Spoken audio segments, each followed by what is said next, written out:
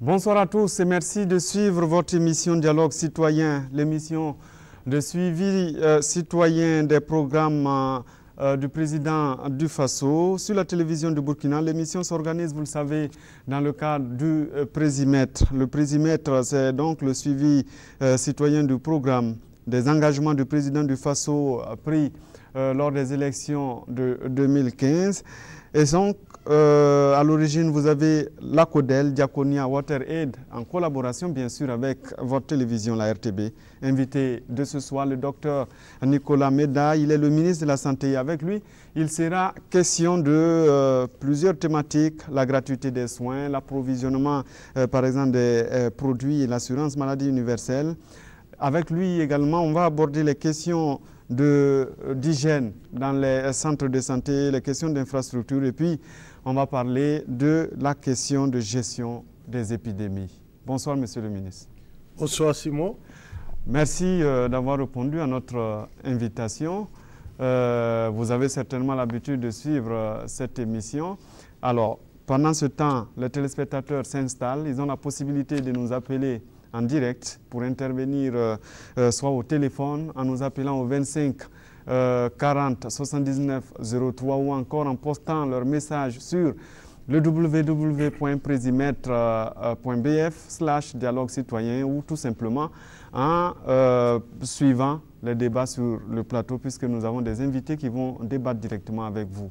Mais en attendant, place aux questions avec nous ici sur le plateau et on aborde la question de la gratuité des soins. Monsieur le ministre, le 2 avril 2016, le gouvernement de Burkina s'engage, c'est d'ailleurs un engagement du président du Faso pendant la campagne, sur le chemin de la gratuité des soins. On va dire près de 2 ans après, on entend beaucoup plus parler de balbutiement parce qu'il y a, semble-t-il, des manques et des ruptures en approvisionnement sur le terrain. Merci de cet espace que la télévision nationale du Burkina offre au secteur de la santé pour rendre compte de ce qui est fait. Je crois que ce soir, c'est pour dire, parmi les promesses de son Excellence, Monsieur le Président du Faso, lesquelles ont été tenues par le secteur de la santé en fonction de ce qui lui a été attribué comme engagement pris par son Excellence, Monsieur le Président du Faso. Et donc, la question porte sur la gratuité. Assurément, pour moi, c'est la mesure sociale phare de son Excellence, Monsieur le Président du Faso. C'est une mesure phare qui concerne 25% de la population burkinabé. Donc, environ 5 millions de personnes bénéficient de cette mesure. Les enfants de 0 à 5 ans. Les enfants de 0 à 5 ans. Les femmes enceintes. Les femmes enceintes, celles âgées de 25 à 55 ans, pour tout ce qui concerne le dépistage des cancers féminins. Cette mesure profite, après le lancement par une phase pilote 2 avril au 2 juin, à partir du 2 juin, toute l'étendue du territoire profite de cette mesure de gratuité. En quoi ça consiste? Ça consiste à ce que tous les services curatifs, c'est-à-dire les enfants malades qui consultent les formations sanitaires, dans lesquelles ils ont une consultation, des examens ou une hospitalisation ou des interventions, tout cela est gratuitement pris en charge. Les femmes enceintes qui ont des interventions chirurgicales, tout cela est gratuitement pris en charge. Les femmes qui ont besoin de dépistage du cancer du sein, dépistage du cancer du col, tout cela est pris en charge. Mais il faut être clair. Ça, c'est le principe. Il faut être clair. Il y a des choses qui ne sont pas prises en charge. Votre déplacement de votre domicile à la formation sanitaire, ce n'est pas pris en charge. Naturellement. OK? Les maladies chroniques des enfants, des femmes enceintes, ce n'est pas pris en charge. Les interventions de confort, si vous voulez remplacer vos lunettes, si vous voulez mettre des prothèses dentaires, ce n'est pas pris en charge. OK? Bien que ça soit important parfois. Cette mesure, aujourd'hui, a permis en une année à environ 10 millions d'enfants d'avoir accès à des consultations gratuites. On a pratiqué près de 17 000 césariennes. Il y a environ 600 000 accouchements pris en charge gratuitement. Et on a tous les dépistages qui ont été pris en charge gratuitement. Cela a rassemblé environ 15 millions d'actes de santé. Cela a coûté 27 milliards au budget de l'État. Si l'État n'intervenait pas dans cette gratuité, ces 27 milliards devaient sortir de la poche des populations bénéficiaires. Ces 27 milliards représentent environ 14% des dépenses de santé du ministère. Et globalement, nous avons la preuve par justement l'examen citoyen, puisque nous avons eu la décence de confier aux organisations de la société civile, à des ONG responsables, de vérifier l'effectivité, la gratuité des soins. Notamment avec le CIFOEP. Voilà. Alors, les gens vont à pas, domicile. Le problème ne se trouve pas à ce niveau. Le problème, c'est que vous annoncez les chiffres qui peuvent être vérifiables, mais est-ce que ce que les populations remontent aussi, c'est que souvent on vous donne vos coupons de prise en charge, vous arrivez dans les pharmacies et puis finalement il n'y a rien, rupture de médicaments. Cela compte pour 17%. 83% de la prise en charge est gratuitement assurée avec la chaîne des services assurés. Mais effectivement, vous avez raison, dans 17% des cas, nous faillons à donner les médicaments. Pourquoi? Parce que, globalement, nous avons connu en 2016 une crise à la centrale d'achat des médicaments essentiels et génériques. Cette crise a dévasté les stocks de cette centrale. Nous sommes en train de reconstituer... Crise entretenue par le ministère de la Santé. Absolument, mais nous sommes en train de reconstituer les stocks. Vous avez connu l'ampleur des dettes que cette centrale avait accumulées, 18 milliards aux fournisseurs qui ne voulaient plus rien livrer.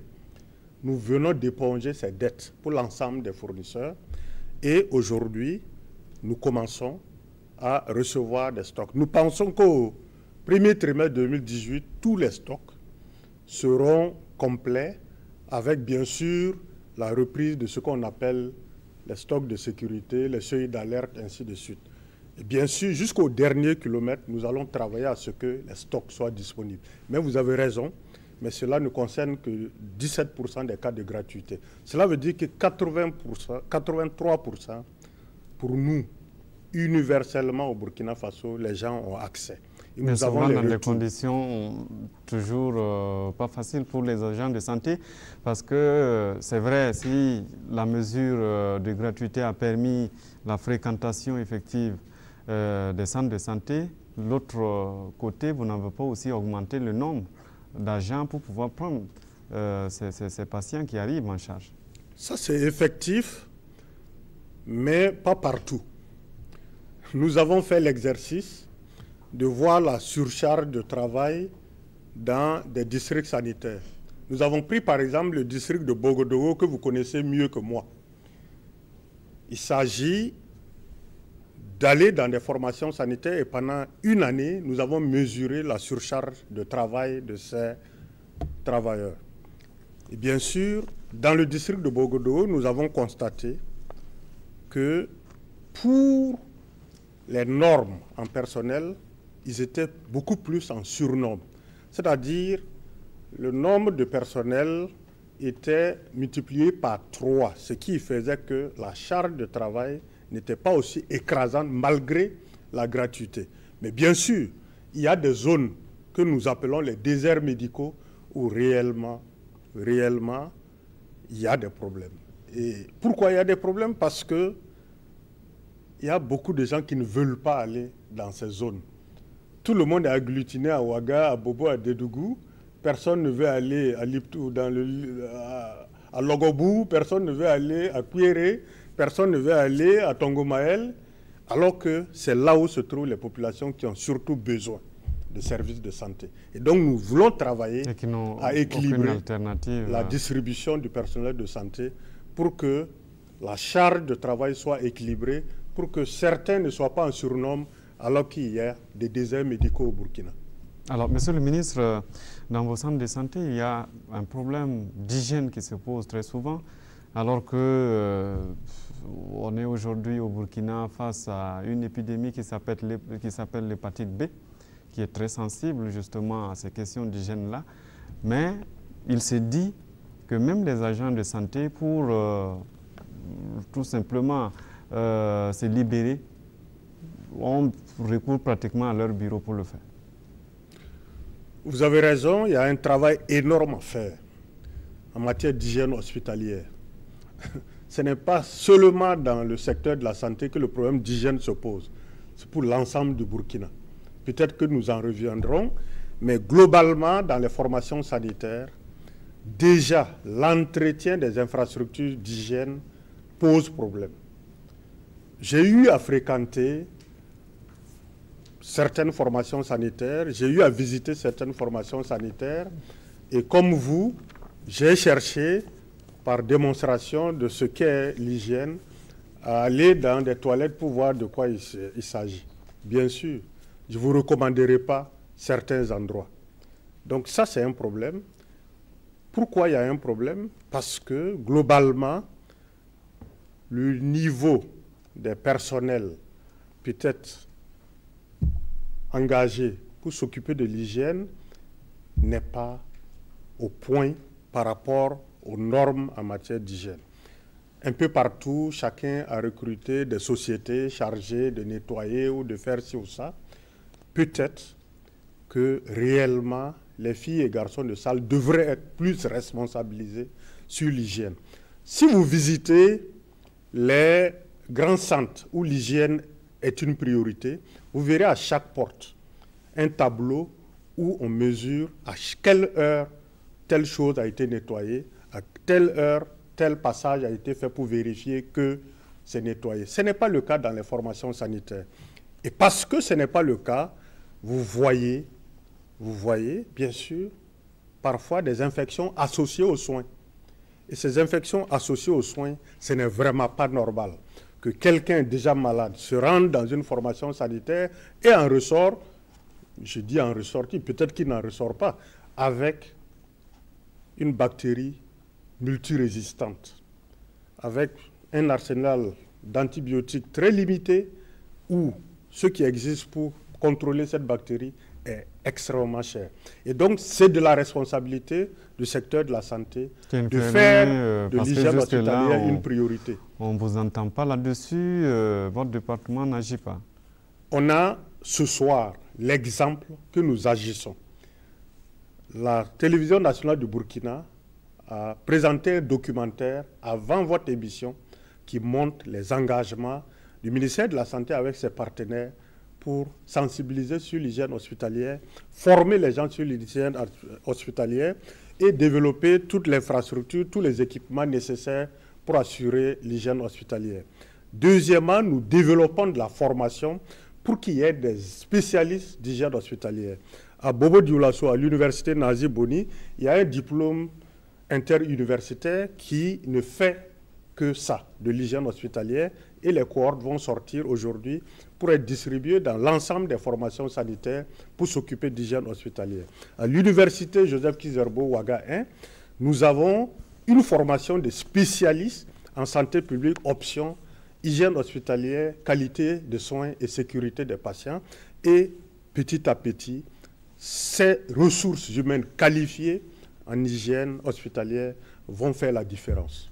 Alors, on va terminer par cette question. Je crois, lors du dernier Conseil des ministres, vous avez eu quitus pour un certain nombre d'infrastructures en mode PPP.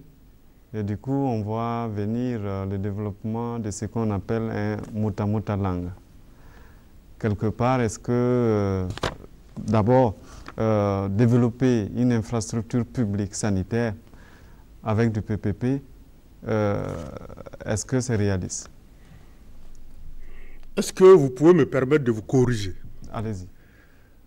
En fait, jusqu'à ce jour, aucun conseil des ministres n'a autorisé dans le secteur de la santé la signature d'un contrat en mode partenariat public et privé. Ce qui s'est passé, c'est que le budget de l'État a connu un taux d'exécution très réduit à l'examen au milieu de l'année. Le gouvernement a choisi d'accélérer l'utilisation des ressources de l'État pour développer un certain nombre d'infrastructures, équiper un certain nombre d'infrastructures. Et donc, c'est sur le budget de l'État que des contrats, des marchés par entente directe ont été signés. Et donc, on n'est toujours pas en mode PPP. Peut-être qu'on arrivera bientôt. Oui, mais quand même, si ce n'est pas le mode PPP, on a toujours pris la voie du Mutamutalang. Mais en entente directe, je vous ai donné la première explication. La première explication, c'est avec la paralysie du système financier au début de l'année. Vous avez connu les différents mouvements sociaux qui ont paralysé le système financier et économique. On s'est retrouvé au milieu de l'année avec des marchés à passer qu'il fallait passer rapidement pour que le budget de l'État connaisse au moins un taux d'exécution qui dépasse les 80%. C'est la norme que nous nous étions fixée. Et il fallait prendre une décision. Si on commençait les procédures habituelles, on allait passer ces marchés, mais ces marchés allaient connaître peut-être une exécution au-delà de l'année budgétaire. C'est responsable d'avoir choisi l'entente directe qui accélère le processus en choisissant des fournisseurs agréés par l'État. Pour être agréé par l'État, il faut déjà avoir quand même une certaine recevabilité administrative, une certaine surface financière qui fait, à laquelle on a confiance, et avoir des états de service qui font autorité pour que vous soyez qualifié. A priori, dans un appel d'offres normal, ces personnes sélectionnées auraient gagné ces marchés dans le secteur de la santé. Nous avons surtout accéléré le processus et déjà des livraisons vont commencer pour certains équipements. Maintenant, pour les constructions, vous savez que ça peut prendre 3 à 6 mois. Mais globalement, tout a été fait. 16 milliards ont été engagés pour cela. Et c'est ce que la population attend de nous, vu ce que nous venons de discuter du délabrement de certains services, source d'inhospitalisés à cause de l'hygiène défectueuse. J'avais dit que ça allait être la dernière question, même pas du tout, parce que vous allez quand même dire un mot sur la dengue. L'année dernière, on a connu la dengue. Cette année, on en connaît encore, mais le vrai problème, c'est que c'est pendant que la dengue se déclenche qu'on commence à former les acteurs pour la prise en charge. Vous avez raison, et cela va cesser. Le secteur de la santé sait maintenant qu'on n'attend plus des plans de riposte, on attend des plans d'anticipation. Et c'est sur ça que nous nous sommes engagés pour les années à venir. Pourquoi il y a eu l'épidémie de dengue cette année? Et cette épidémie a été 2 à 3 fois plus massive que l'épidémie de 2016. Bien sûr, avec la qualité de la prise en charge, la létalité a été plus faible. Si l'an passé, 3 personnes sur 1000 atteintes mouraient, cette année, à peu près moins d'1 personne sur 1000 meurt avec cette épidémie. Cela veut dire que les gens consultent tôt et la prise en charge est meilleure. Mais nous ne voulons pas prendre en charge des cas, nous voulons qu'il n'y ait plus de cas de dengue. Et comment nous allons procéder? Il y a 3 niveaux. Le premier niveau, c'est vraiment la responsabilité collective et la responsabilité des citoyens. Les moustiques survivent parce que nous cultivons un environnement qui permet aux moustiques de pulluler. Qu'est-ce que chacun fait dans sa cour, dans sa maison, pour ne pas conserver des moustiques?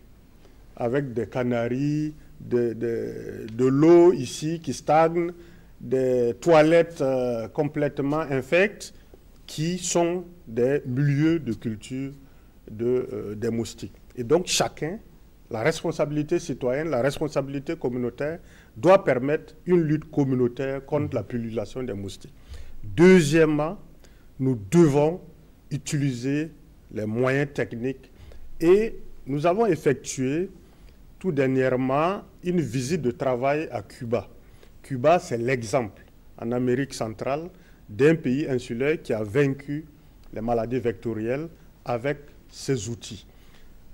Nous allons conclure avec Cuba un partenariat qui va permettre de lancer une lutte contre les larves, les gîtes larvaires. D'abord, identifier, cartographier où se trouvent ces gîtes larvaires et les détruire avant que la saison de pluie ne commence, de sorte à ce que, une fois la saison de pluie installée, qu'il n'y ait même pas de moustiques pour se développer.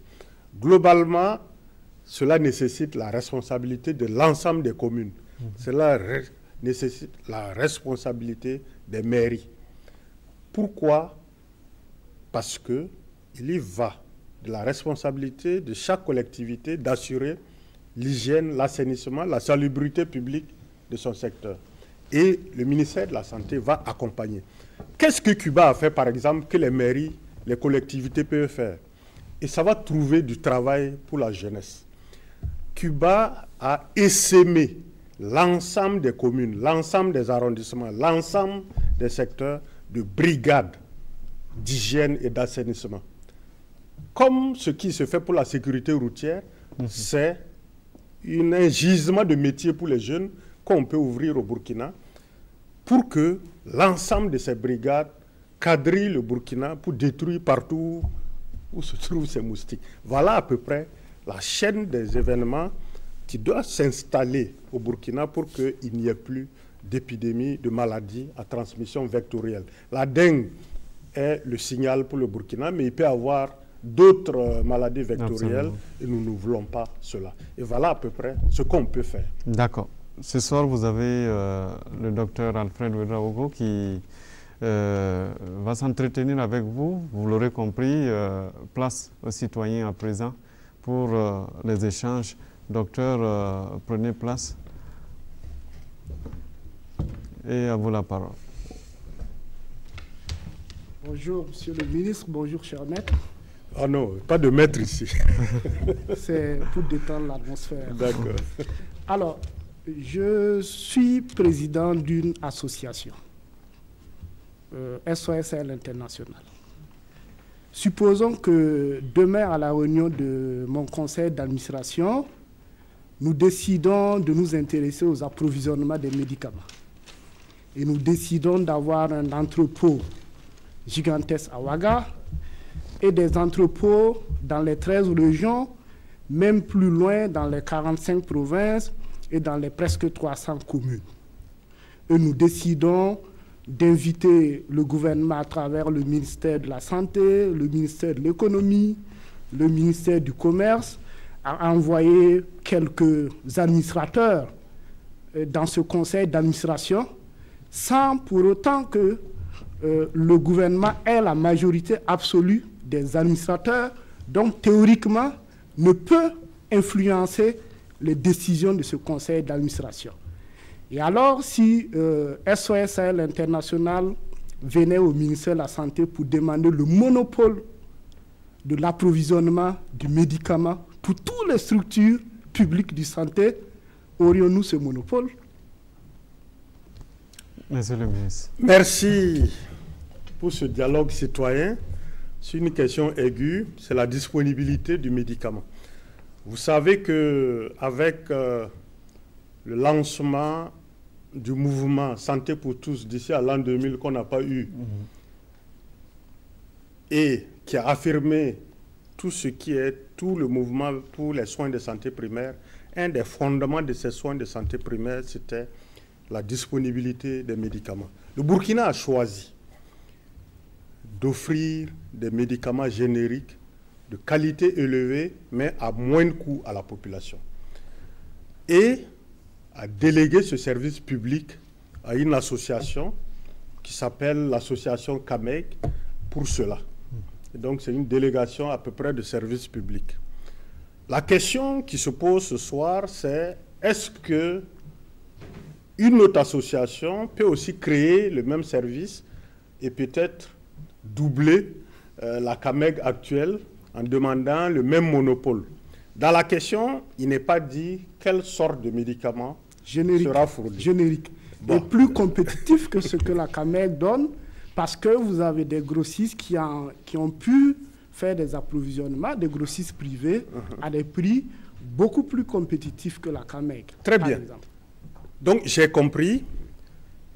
Ce que je vais vous conseiller, c'est réellement de penser au marché que vous allez pénétrer, parce que la CAMEG a déjà, en tout cas, la CAMEG a déjà couvert l'ensemble du marché. Il faut que vous ayez une force de pénétration plus puissante que la CAMEG. Et cela veut dire que votre dossier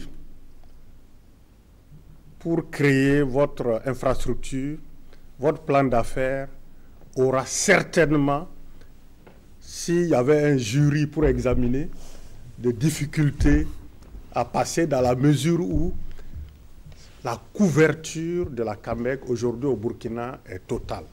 Et si vous voulez dupliquer ce service, on va vous demander, c'est pour gagner quelle part de marché, étant donné que la CAMEG occupe 100% du marché.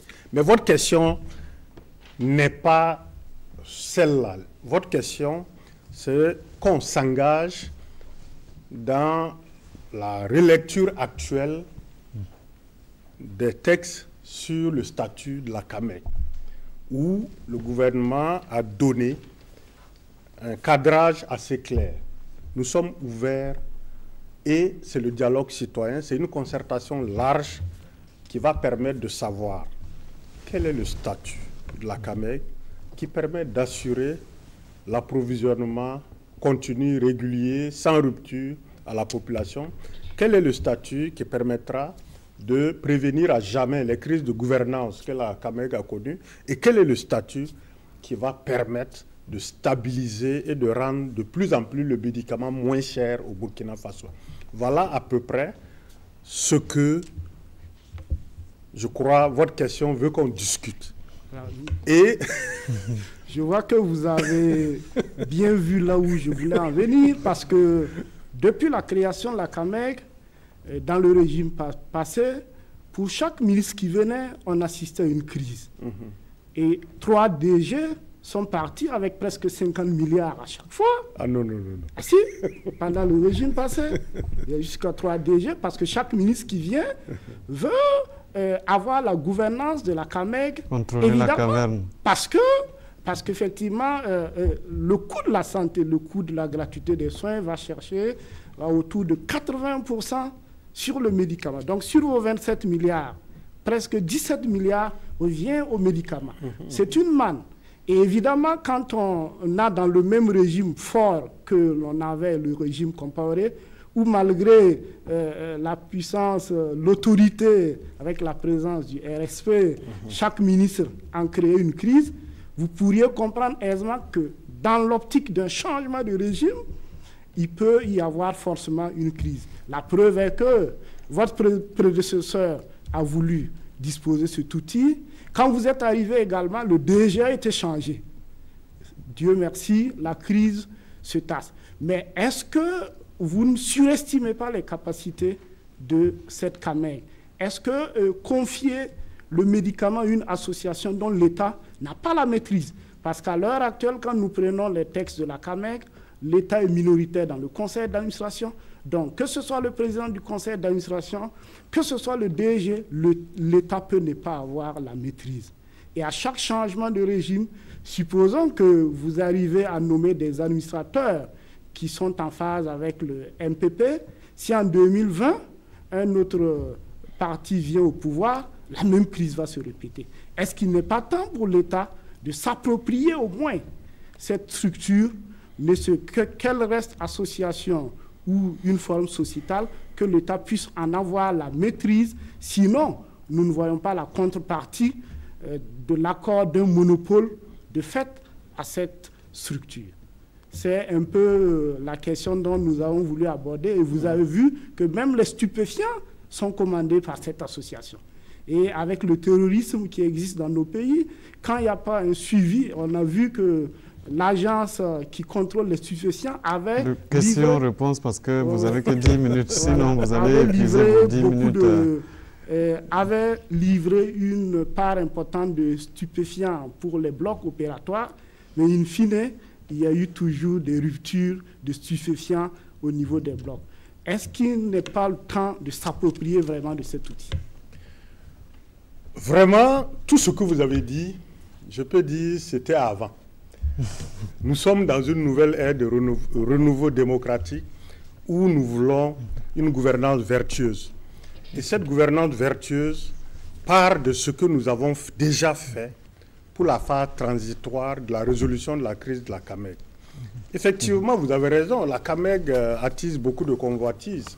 C'est une société qui brasse entre 40 et 50 milliards de chiffre d'affaires.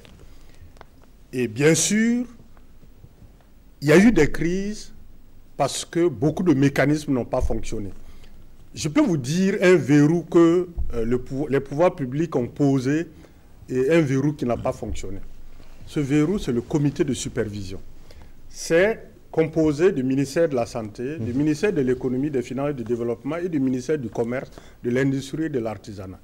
Et donc, ces trois ministères chapeautent ce qu'on appelle le comité de supervision. Et ce comité de supervision a été absent dans le contrôle de l'action du conseil d'administration pendant la crise, ou peut-être c'est ça qui a entraîné. Globalement, dans le recadrage que nous voulons, il faut que ce comité de supervision joue son rôle de verrou, d'orientation, de garant, de contrôle et de sanction, puisque nous avons, avec le gouvernement, la possibilité que tous les corps de contrôle aillent voir ce qui se passe à la CAMEG. C'est une délégation de service public et tous les corps de contrôle, et l'ASE a fait un diagnostic en 2016 à la CAMEG. Il y a eu des non-conformités, environ 234, et l'administration provisoire de la CAMEG est en train de les résorber. Ce comité de supervision, je crois que les textes vont verrouiller sa prépondérance dans le contrôle de l'action de l'administration de la CAMEG. Deuxièmement, l'administration de la CAMEG, le conseil d'administration.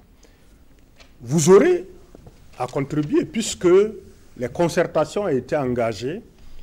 Je crois que les partenaires sociaux seront consultés, tous les ordres professionnels seront consultés, les usagers du système de santé seront consultés, les patients seront consultés, le gouvernement sera consulté, les partenaires techniques et financiers seront consultés et chacun va donner son idée sur comment verrouiller la gouvernance, comment verrouiller l'administration pour éviter toutes les